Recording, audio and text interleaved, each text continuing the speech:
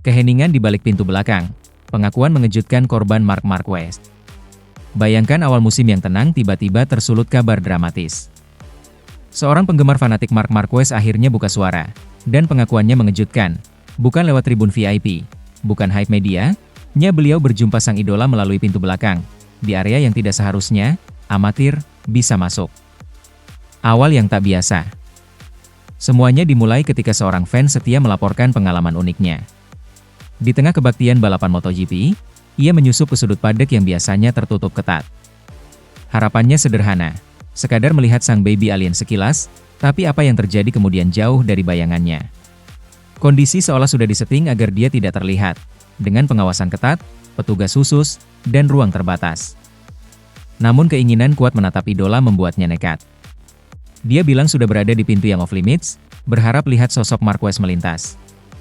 Dan benar saja, pintu belakang itu terbuka perlahan.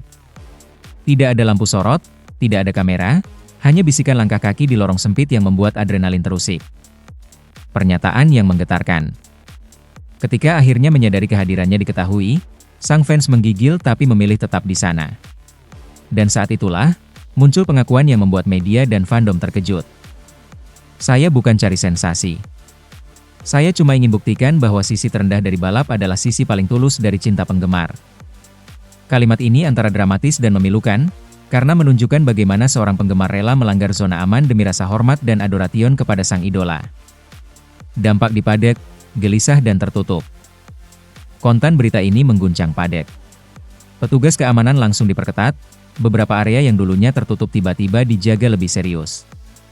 Tim media dan manajemen juga dibuat gelisah, antara harus menindak tegas pelanggaran keamanan, dan menjaga citra apresiasi penggemar sebagai bagian penting ekosistem balap. Seorang anggota tim menyampaikan dalam kondisi anonim. Kami mengerti niat baik fans. Enea Bastianini ungkap kejutan Ducati. Lebih pilih Marc Marquez, meski Martin lebih konsisten. Paruh awal MotoGP 2025 menyisakan satu kisah menarik di balik layar, ketika Enea Bastianini, pembalap yang sempat nyaris bertahan di Ducati, berbicara belak-belakan soal keputusan manajemen tim memilih Marc Marquez ketimbang Jorge Martin. Dan, kata Bastianini, awal itu tampak aneh sekali.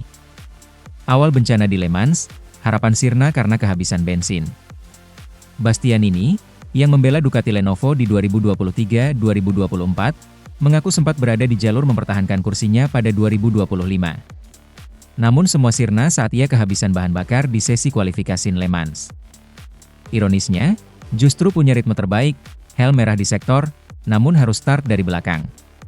Dan baginya, itu menjadi penentu evaluasi Ducati pada 6 balapan pertama. Akhirnya, tak ada perpanjangan kontrak. Apa-apaan ini? Gigi, jok Bastianini soal pilihan Marc. Lebih lanjut, Bastianini mengaku sempat berpikir, kenapa Ducati memilih Marc, bukannya Martin yang lebih konsisten dan tengah naik daun? Sebab Jorge Martin kerap tampil cepat dan terlibat langsung dalam perburuan gelar saat itu. Namun ia menambahkan bahwa jika melihat hasil di lintasan, keputusan sang IM, Gigi Dall'Igna, telah terbukti tepat. Realisasi besar, data statistik bicara. Bastianini kini bisa paham alasan pilihan Ducati. Marquez menunjukkan dominasi yang luar biasa di paruh musim ini. Dari 12 seri, ia telah menang 11 sprint race dan 8 race utama, mengoleksi total 381 poin sekaligus memuncaki klasemen. Angka ini membuat klaim Bastianini soal dominasi Marquez menjadi nyata dan terbukti. Akhir yang tetap mulus. Meski perasaan sempat campur aduk tentang keputusan Ducati, Bastianini menegaskan bahwa tidak ada konflik personal dengan pihak Ducati. Justru proses itu membuat hubungan mereka justru tetap solid. Ia menutup dengan nada positif, kami tetap berhubungan baik, dan saya akhiri musim 2024 bersama cara yang terbaik. Kesimpulan, antara kesempatan dan kenyataan. Cerita Bastianini membuka dua sisi menarik, bagaimana peluang bisa sirna dalam satu detik, bahkan di tim besar, dan bagaimana keputusan, aneh, dalam sepak bola drama motor justru bisa terbukti jitu lewat hasil konkret. Ducati memilih Marquez, meski dulu disesalkan, kini jadi kunci dominasi mereka di musim ini. Sementara itu, dominasi nyata, statistik MotoGP 2025 Marc Marquez tampil nyaris tak tertandingi. Paruh musim MotoGP 2025 sudah usai, dan satu nama mencuri semua perhatian, Marc Marquez. Dengan catatan impresif, Ia mengukuhkan dominasinya sehingga tak hanya memimpin klasemen, tetapi mengaburkan bayangan rival di lintasan. Mari kita kupas statistik dominan yang membuat dunia balap terkagum dan bertanya, apakah ini musim terbaik sepanjang karirnya? Kecemerlangan statistika, angka yang membuat terpana. Di tengah jeda musim panas, data resmi menunjukkan bahwa Marquez meraih 381 poin, unggul 120 angka atas saingan terdekat, adik kandungnya sendiri, Alex Marquez. Catatan ini bukan hanya unggul, tetapi mendekati performa luar biasa di musim 2019, di mana ia juga mendominasi. Lebih mencengangkan lagi, pembalap asal Spanyol ini telah mengamankan 85,8 dari total poin maksimal yang bisa diraih sejauh musim ini, rekor impresif yang hanya kalah sedikit dari tahun 2014. Ketika ia menunjukkan performa paling superior sepanjang karir. Kemenangan sprint dan balapan, angka mewakili kelasnya. Musim ini, Marquez menguasai hampir semua lini, 8 kemenangan di race utama dan 11 kemenangan di sprint races dari 12 yang digelar. Sebagian besar balapan dan sesi pendahuluan tampaknya tak ubahnya pertunjukan satu orang. Torehan kemenangan ganda di tiap putaran juga tak terhitung lagi. Hingga paruh musim ini, ada 8 bonus, double wins, sprint Grand Prix, yang ia koleksi. Keteguhan dan kesempurnaan MotoGP Austria. Salah satu momen puncaknya terjadi di IP Aragon, saat semua sesi, latihan, kualifikasi, warm-up, dan balapan utama, ditaklukkan olehnya. Hingga kini, ia adalah satu-satunya pembalap yang berhasil menyapu bersih seluruh sesi balapan seperti itu sejak 2015. Dominasi, beda sama motor? Statistik terbaru memicu perdebatan. Apakah semua ini hanya karena Ducati EP25 yang unggul? Ternyata tidak. Rekan setim Francesco Bagnaia, dengan motor setara, tertinggal jauh di tabel klasemen, menunjukkan bahwa di MotoGP, skill pembalap terkadang lebih menentukan daripada sepeda motornya sendiri. Rekor sepanjang karir di ujung jalan. Dalam kategori kemenangan sepanjang karir, Marquez kini menyentuh angka 90 kemenangan MotoGP, menyamai legenda Angel Nieto. Ini keseluruhan catatan kemenangan yang menegaskan bahwa musim ini bukan hanya comeback, tapi juga babak kebangkitan kembali sebagai legenda sejati. Review paruh musim, statistik yang membuktikan dominasinya. Tanpa formasi tabel, gambaran dominasi Marquez bisa dirangkum secara naratif. Poin total, 381, unggul 120 poin dari Alex Marquez. Persentase poin maksimal, 85,8%, top performance di era modern. Jumlah kemenangan, 8 race 11 sprint dari 12, angka luar biasa. Double wins, 8 pada paruh musim ini. Semua sesi dikuasai di Aragon GP, latihan hingga race. Karir, 90 kemenangan, sejajar legenda Nieto. Faktor utama, pengalaman atau mesin? Jawabannya, gabungan keduanya. Seiring data statistik menumpuk, beberapa analis berpendapat bahwa Marquez adalah pembalap terbaik dengan motor terbaik, bukan hanya favorit untuk gelar MotoGP 2025, tapi juga sebagai pencetak sejarah baru. Bagi banyak penggemar dan jurnalis, konsistensi ini mengingatkan Mar pada kejayaan tahun 2019, hanya lebih tenang, lebih disiplin, dan lebih matang. Diario As, 3. Motorsport, 2. Dia menyimpulkan sendiri bahwa gelar dunia adalah fokus utamanya, sementara rekor kemenangan hanyalah efek samping dari performa impresifnya. X20, apa yang menanti di belakang? Kesempatan untuk juara dunia ke-9, 7 kali di kelas MotoGP, makin terbuka lebar. Beberapa pengamat bahkan memprediksi gelar itu bisa dikunci di Misano, sirkuit rumah Valentino Rossi, mempertegas narasi peralihan era. Kesimpulan, dominasi yang tak hanya angka, ini legenda hidup.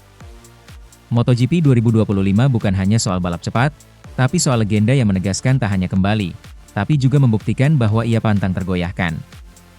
Data statistik telah bicara, Marc Marquez adalah pembalap yang sedang melejit menuju status greatest of all time. Pertanyaan terakhir untuk Anda, apakah menurutmu Marquez akan melewati rekor gelar dunia Valentino Rossi dan menjadi pembalap terbesar sepanjang masa? Atau ia hanya bagian dari rantai sejarah MotoGP yang megah? Tuliskan opinimu di kolom komentar, dan mari kita lanjutkan perbincangan. Sementara itu, ketegangan memuncak, Marc Marquez dan Enea Bastianini bentrok di tengah perebutan gelar. Pada paruh kedua musim MotoGP 2025, satu perseteruan mencuri perhatian, Marc Marquez dan Enea Bastianini, dua rider Ducati yang kini berada di sisi berbeda dari intensitas balap.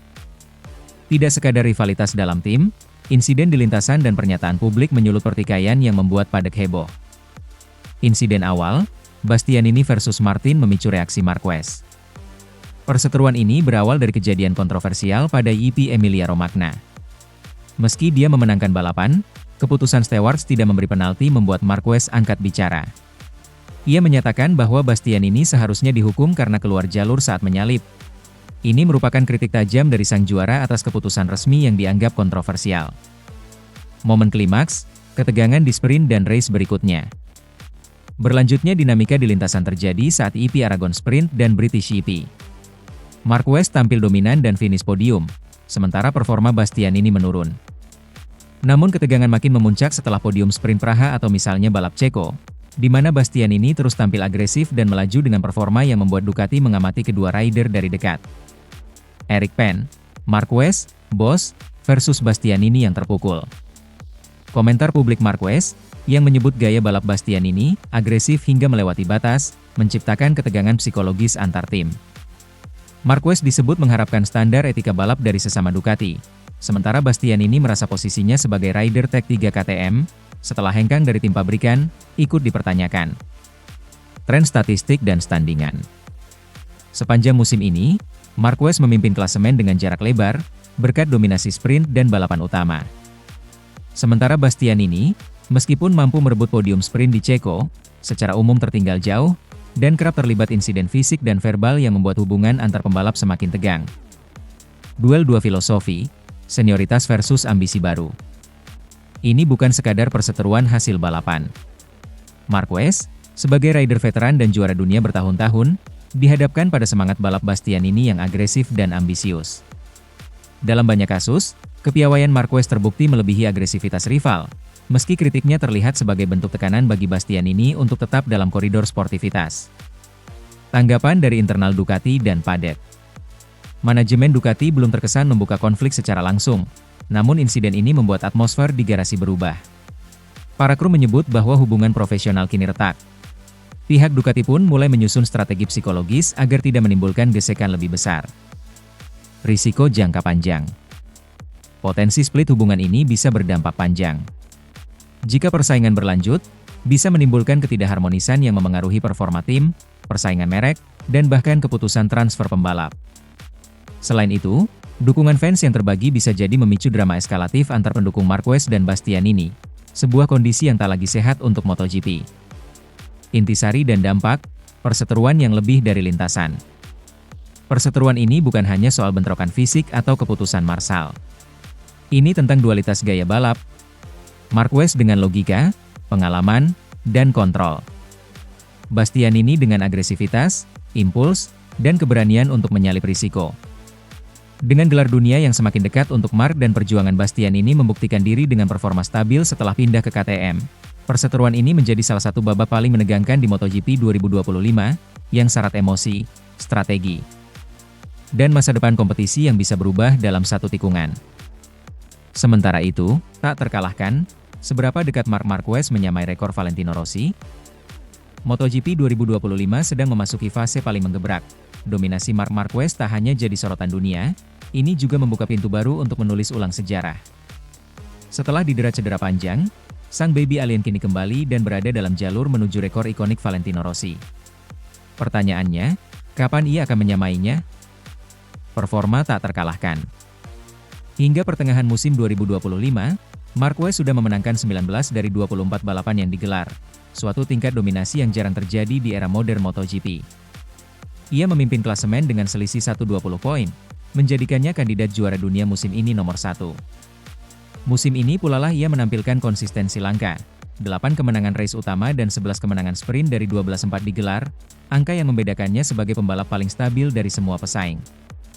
Menurut catatan, ia telah memenangkan 68 balapan MotoGP, menyamai rekor Giacomo Agostini di peringkat ketiga sepanjang masa. Masih perlu 21 kemenangan lagi untuk menyamai Rossi yang memimpin di angka 89 kemenangan. Target besar, menyamai Rossi. Marquez sendiri menyatakan bahwa fokus utamanya adalah gelar juara dunia, dan bukan rekor individual semata. Namun secara tidak langsung, setiap podium dan kemenangan mendekatkannya ke rekor Rossi yang telah bertahan puluhan tahun. Saat ini ia tertinggal 19 kemenangan, Dan berdasarkan perjalanannya, dengan motor Ducati resmi, rekor tersebut tampaknya bisa dicapai pada akhir musim 2026. Rekannya, Giacomo Agostini, pemegang rekor 500 cc dan MotoGP tertinggi, mengakui bahwa Marquez berpotensi melampaui dirinya. Bahkan katanya, kita harus menghormatinya, bukan mencemoohnya. Evolusi gaya balap, dari kecepatan ke kontrol. Apa yang membuat Marquez kali ini tak terkalahkan bukan hanya karena kecepatan, tapi juga manajemen balapan. Kini ia tampil dengan keseimbangan antara agresivitas dan kedewasaan mental. Ia membandingkan musim ini dengan musim 2019, periode puncaknya di Honda, namun dengan pendekatan lebih tenang dan terukur. Dengan pola seperti ini, performanya bukan hanya soal angka, tapi strategi balap yang matang. Ia bisa mengatur ban, melakukan pengereman akhir, dan menyisir lawan secara presisi, elemental dalam memenangkan sprint dan balapan utama. Laju menuju rekor Rossi. Mari ilustrasikan, jika Marquez berhasil memenangkan rata-rata sekitar 10 seri per musim, maka dalam 1,5 musim lagi, ia bisa memecahkan rekor 89 kemenangan Rossi. Dibutuhkan 20 kemenangan tambahan dari angka saat ini agar bisa menyalip nama Valentino di papan sejarah MotoGP. Dengan kontrak yang tersisa bersama Ducati hingga 2026, ia masih memiliki ruang untuk menjaga ritme itu. Apalagi dengan performa tim yang stabil, bukan tak mungkin ia bisa melebihi kapasitas sendiri. Meski begitu, ia pernah menolak memproyeksikan kapan ia bisa juara atau pecahkan rekor. Filosofinya tetap sederhana, fokus pada tiap lomba, bukan angka eksternal. Dilema fans Rossi. Meskipun fans Rossi loyal sampai hari ini, banyak yang masih enggan menerima Marquez sebagai rider terbesar menggantikan sang legenda. Keprihatinan itu makin muncul ketika Marquez dinyatakan sebagai the greatest of all time oleh komunitas pembalap dunia, dengan referensi ke pengakuan legenda seperti Roger Federer dan Agostini. Tapi Marquez tetap tenang. Ia tidak berlomba soal popularitas, tapi soal performa di lintasan. Keyakinannya, pertandingan di trek adalah kurator terbaik untuk menilai siapa rider terbaik. Apa artinya untuk MotoGP? Jika Marquez benar-benar menyamakan atau melebihi rekor Rossi, itu bukan hanya soal satu nama lebih banyak di daftar pemenang. Ini soal transisi era, dari era Rossi sebagai ambasador global MotoGP menuju era Marquez yang mendefinisi ulang skill, tekad, dan return from injury sebagai bagian dari legasi olahraga. Sementara itu, Marquez tetap rendah hati. Ia menolak kekaguman ekstrim, dan lebih memilih menghadapi tekanan dengan konkret melalui hasil lomba. Kesimpulan, Marc Marquez sedang dalam performa puncak di MotoGP 2025. Ia membutuhkan sekitar 20 kemenangan lagi untuk menyamai rekor Valentino Rossi, 89 kemenangan MotoGP. Dengan konsistensi yang ditunjukkan saat ini, target itu sangat mungkin tercapai, mungkin di akhir 2026. Meskipun fokusnya gelar dunia bukan rekor, setiap kemenangan membawa ia semakin dekat ke puncak sejarah MotoGP. Rekor besar ini bukan soal popularitas, melainkan soal performa, ketahanan, dan strategi. Sekarang giliran fans, apakah menurut Anda Marquez akan menjadi rider paling sukses sepanjang masa? Atau Rossi tetap tak tergantikan dalam hati tifosi MotoGP dunia? Sementara itu, Marquez tolak aturan ban, penalti berat, MotoGP perlu direvisi sekarang. Persoalan tekanan ban semakin jadi sorotan MotoGP musim ini. Tidak lagi soal grip atau kecepatan, tapi soal peraturan teknis yang dianggap membunuh strategi balap. Marc Marquez, dominator musim 2025, secara terbuka meminta agar aturan penalti tekanan ban yang saat ini berlaku segera dikaji ulang. Alasannya, penalti waktu 8 detik untuk sprint dan 16 detik untuk balapan utama dianggap terlalu keras dan tidak proporsional. Masalah tekanan ban dan penalti ekstrim. Musim ini, setiap pembalap wajib mempertahankan tekanan ban depan minimal 1,8 bar, dan ban belakang 1,68 bar, selama setidaknya 60 lap dalam YP, atau 30 hi untuk sprint. Kegagalan melakukannya otomatis memicu penalti waktu besar. Regulasi ini diberlakukan sejak pertengahan 2023 untuk meningkatkan keselamatan setelah beberapa insiden tekanan ban rendah. Namun, banyak tim dan pembalap menyebut aturan itu justru mengganggu balapan. Jorge Martin bahkan menyimpulkan bahwa aturan ini membuat MotoGP menjadi bukan balapan yang sebenarnya. Aleix Espargaro pun menyebutnya bisa merusak citra kejuaraan. Dan kini, sang maestro MotoGP, Marc Marquez, angkat bicara. Strategi Marquez di Brno, taktik penalti. Di sprint race Brno, Marquez meraih kemenangan sprint ke-11 musim ini, namun sempat terciduk mendekati zona penalti. Ia sengaja membiarkan rival lewat demi menjaga tekanan ban tetap stabil, istilahnya strategi slipstream, agar ban depannya mendapatkan panas dari motor lain. Begitu tekanan aman, barulah ia menyalip kembali dan finish pertama. Setelah itu, ia menyatakan sepakat dengan aturan tekanan ban sebagai bentuk keselamatan, tetapi secara tegas mengkritik bobot penalti. Saya setuju soal regulasi ini. Tapi penalti 8 detik atau 16 detik itu terlalu besar. Untuk saya, cukup dibagi dua, sprint 4 detik, YP 8 detik. Lebih masuk akal dan tidak menghancurkan balapan. Marc Marquez setelah sprint Brno. Menurutnya, penalti seperti sekarang justru memaksa pembalap balapan mencemaskan tekanan ban lebih dari strategi kecepatan. Pengalaman di Thailand dan Asen, 3 lap kritis. Penalti juga menjadi momok di MotoGP Thailand awal musim.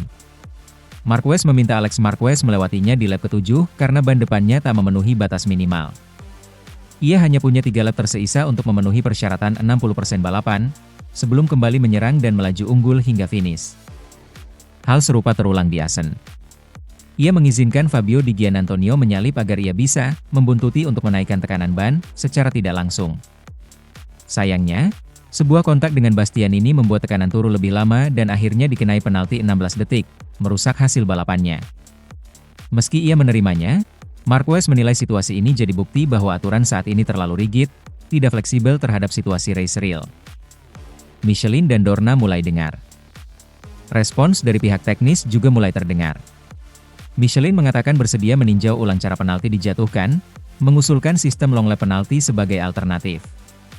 Tidak lagi menjatuhkan penalti besar di akhir balapan, tapi menghitung sementara saat race berjalan. Skenario ini bisa menyelamatkan hasil dan membuat penalti jadi bagian dari strategi, bukan hukuman mematikan setelah race. Hal senada disampaikan pihak Pirelli yang sejak 2027 akan menjadi pemasok ban MotoGP.